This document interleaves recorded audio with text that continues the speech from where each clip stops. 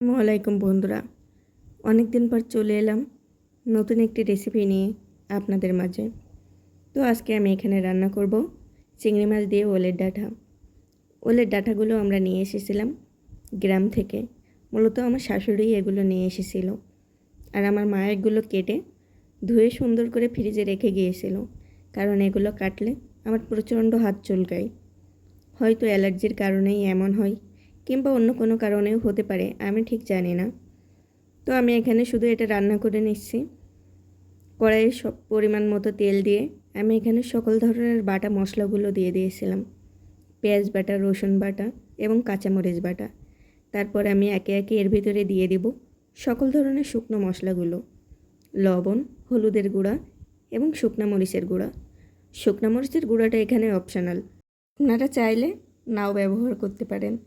তো আমি এখানে সব মশলাগুলো দিয়ে অনেক সুন্দর করে কষিয়ে নিয়েছিলাম। তারপর যখন একবারে তেল উপরে উঠে আসলো, তারপর আমি এর ভিতরে দিয়েছিলাম চিংড়ি মাছ। চেষ্টা করবেন এই রান্নাটা সবসময় চিংড়ি মাছ দিয়ে করার জন্য। চিংড়ি মাছ দিয়ে যদি টাটকা টাটকা ওলের ডাঁটা রান্না করা হয়, অনেক মজা হয়, অনেক তুলনাহীন। আপনি মাছ মাংসেও এতটা স্বাদ পাবেন না, এটাতে যতটা স্বাদ আসে। তারপর আমি এটা সুন্দরভাবে কষিয়ে নিয়ে এর ভিতরে আমি ওলের ডাঁটাগুলো ঢেলে দিয়েছিলাম। ওলের ডাঁটাগুলো ঢেলে দিয়ে আমি এটাও অনেক সুন্দর করে কষিয়ে নেব। ওলের ডাঁটা থেকে কিন্তু অল্প অল্প পরিমাণে পানি বের হবে।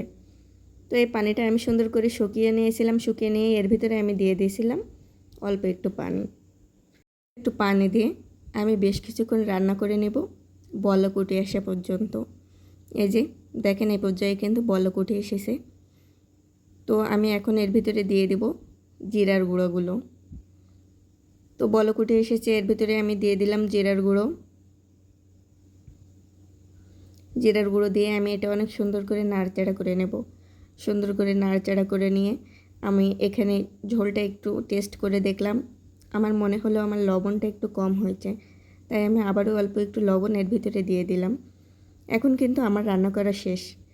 তো আমার রান্নাটা কেমন হলো জানাতে কিন্তু ভুলবেন না।